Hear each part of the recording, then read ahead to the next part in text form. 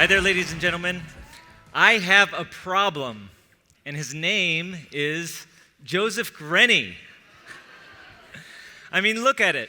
He's got this huge smile. That must be like, 3 feet, 4 feet across?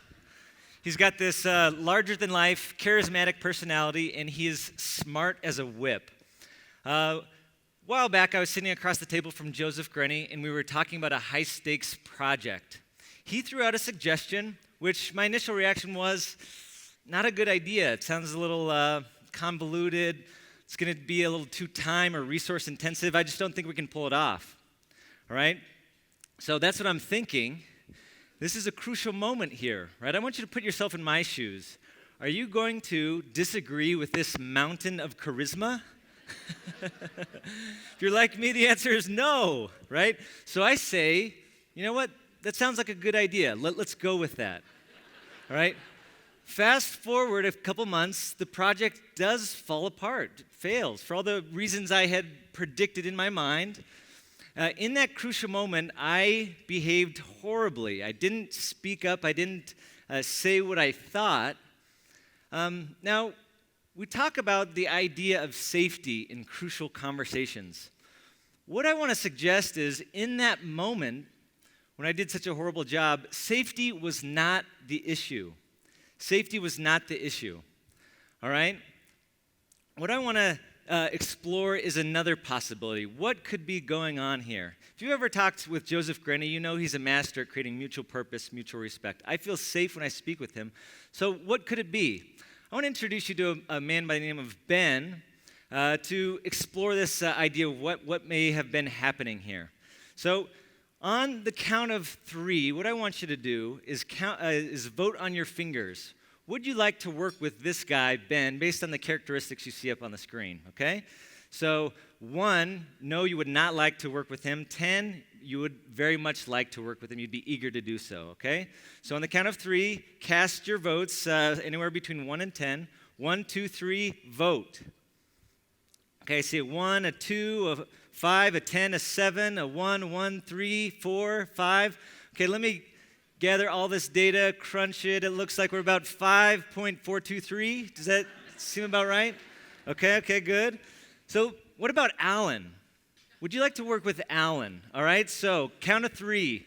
Vote on your fingers, 1 to 10. 1, 2, 3, go, vote. I see 5, 3, 1, 5, 2, 3. Okay. Crunching data, looks like we're at about a 4.75. All right, so we like Ben more than we like Alan. Now, I surveyed about 271 people and found similar results. People preferred working with Ben than they did Alan. Now, if you compare the lists, if I give you enough time to do so, what do you notice about the list here? It's the same. It's the same, just reversed order, right? Reversed order. So some of you may have seen that. Some of you may have been had a stronger preference for Ben. What's going on here? What's going on here? If we like Ben more, yet they have the same set of characteristics, what could be going on here? I want to suggest that our brain is taking a shortcut. It looks at the first couple of characteristics, makes a shortcut, makes a judgment about these people based on a couple characteristics, and it moves on. We like Ben because we see these first couple of characteristics better. Our brain does a fantastic job at this. Right? It's a machine for making shortcuts. It's a machine for making shortcuts. And it's this ability to do so blesses our lives in a variety of areas, but it can also curse us when stakes are high and errors can cause problems. This ability to create shortcuts. One of the shortcuts we talk about in crucial conversations is the villain story. We draw negative conclusions about another person. That creates strong emotions, and those strong emotions lead us to lead to poor actions and poor results, right? What I want to do is talk about the opposite end of the spectrum, not our negative stories, but our positive stories. Could our positive stories also be leading to problems, to poor results? That's what I want to talk about. All right, so back in the 1920s, a researcher by the name of Edward Thorndike, he did some interesting research in the military. He was looking at performance reviews. What he found was that if a commanding officer gave a high rating to a soldier in one area, say intelligence, he would then proceed to give a high rating across the board to that soldier. These were really high correlations. He would also be smart, and he would be loyal, he would be kind, and he would be a good leader, right? If a prominent characteristic was given to him, he would mark that soldier high marks across the board. He called this the halo effect, this idea, this propensity, this bias where we focus on a couple positive characteristics, and that colors our view of this person in a more general way. It's the halo effect. So, could this halo effect be causing us problems? And I would suggest that it does in a variety of areas. Why don't you think about hiring? If someone comes in, they're intelligent and they're charismatic, sometimes we conclude they're also going to be detail-oriented and collaborative. It influences our promotions, right? If someone wears the halo of stellar technical skills, we may also conclude that they're going to be good at managing people. Does it always work that way? No, their halo is affecting our judgment. This can happen in the realm of idea sharing. If someone is an expert in one category, we may overvalue their suggestions in an unrelated topic. This happens even in the realm of purchasing products. If you have a celebrity with charisma and talent, they endorse a product, we may buy a product that we may otherwise not think is such a good idea. This works sometimes it doesn't work so well. All right? Any soccer fans out there? Ronaldo, here we go. All right. So back to Joseph Grenny. I'm sitting there across the table from Joseph, and he throws out a suggestion, right? Initially, I think this is not a good idea, but I end up acquiescing, right? I say, okay, let's go with it. What's going on here? I'm suggesting this is not a safety issue. What I want to suggest is, in that moment, I'm actually convinced by his suggestion. I think it's a good idea. And why is that? Is it based on the merit of the suggestion itself? No. It's based on the fact that it came from Joseph Grenny's mouth. That big, huge smile we see up on the screen, right? It's based on the fact that he's a New York Times bestselling author, co-founder of our organization. He's got that big smile, charismatic personality, and is smart as a whip. So I think his suggestion is probably the best one. His suggestion is probably the way to go. I'm convinced in that moment his halo affects my judgment. He's in the meeting there just shining brightly, has this halo. And you know what? I'm in the meeting blinded by the light.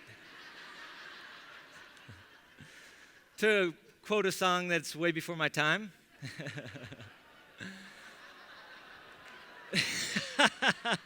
That wasn't a jab. It was a joke. So this is a concerning idea. We teach day in and day out that dialogue is the best path for producing results. I want to challenge the idea that getting everyone in the room, creating enough safety to exchange ideas is always the best path, the best pathway forward.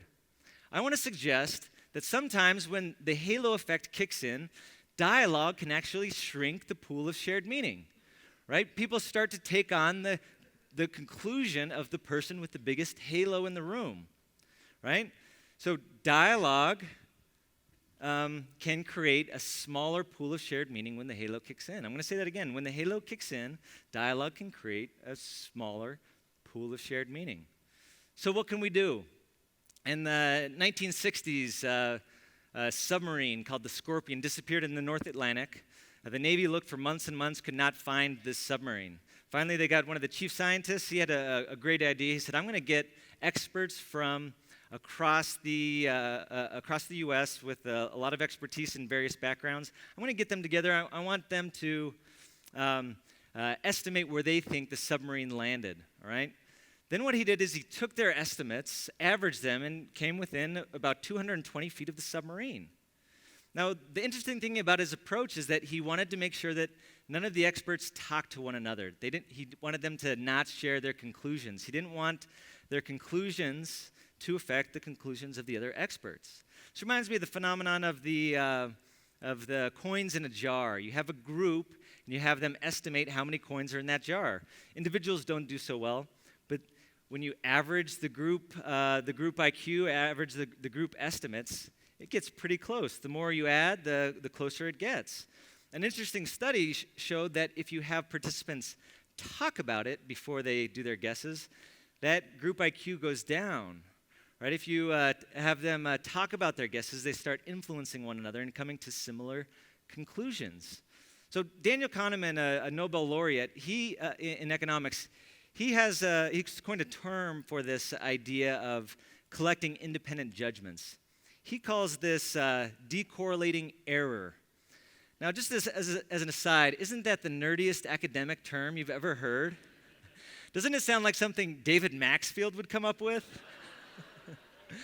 I figure if I'm going to diss on one boss, I better do it to both. So back to de-correlating error. He suggests one way to overcome the halo effect is to collect judgment independent of one another. In fact, he suggests that we should be running more meetings that way, that we should provide people with all of the relevant background information, have them make conclusions, write them down on slips of paper, then show up to meetings and submit those slips as a way to make decisions that are less biased by other people. I actually tried this approach this winter. My friends and I do a lot of backcountry skiing, and one of the big dangers we have to watch out for are avalanches. So as we ski up the hill, we're looking for signs of instability in the snowpack. We're looking for wind. We're looking for recent slides. We're looking at how the layers are bonding to one another. And we need to make a decision. Is it safe to ski the slope we came to ski or not? So at the top of the hill, what we do is we'd say on the count of 3, throw a 1 or a 2. All right, 1 meaning you think this slope is safe. 2 meaning, I don't think this slope is safe. We got to go back down the way we came. All right, so we'd do that. We would de-correlate error. We'd collect independent judgments, and doing so ensured that we weren't our charisma or excitement to ski wasn't influencing each other. It was a way to get a little bit more unbiased information as we made our decisions. I felt like we made some safe decisions doing so. So we talk about dialogue. We talk about getting people in the pool of shared meaning, making sure that they feel safe so they share. We expand our group IQ. Once again, I want to suggest there are instances where that may not be the best path to action. We do something called de-correlating error. We collect individual judgments. A couple conditions that might be relevant to make that decision would be if all of the background information, the relevant background information is available to people. If we can get them all the information they need to make a judgment, that is one condition where de-correlating error might make sense. We're working with large groups. It's a way to make quick decisions. But especially when there's big personalities, powerful bosses, charismatic coworkers that may be affecting dialogue through the halo, right? That might be one time to think about de-correlating error. We're all here tonight because we believe in dialogue. We know that through dialogue we can strengthen results, make fantastic decisions, and get more buy-in. We've seen it revolutionize our teams, our relationships, and in our organizations. What I hope you take away today is a fresh set of eyes to see when the power of dialogue is being diminished by the effects of a halo. And I hope you see de-correlating error as one more arrow in your quiver when you're trying to make the best decisions and move to action. Whether you're looking for a submarine, whether you're assessing the safety of a slope, whether you're in a high-stakes meeting, or whether you are working with those incredible angels in your lives that wear big, bright halos. Thank you so much.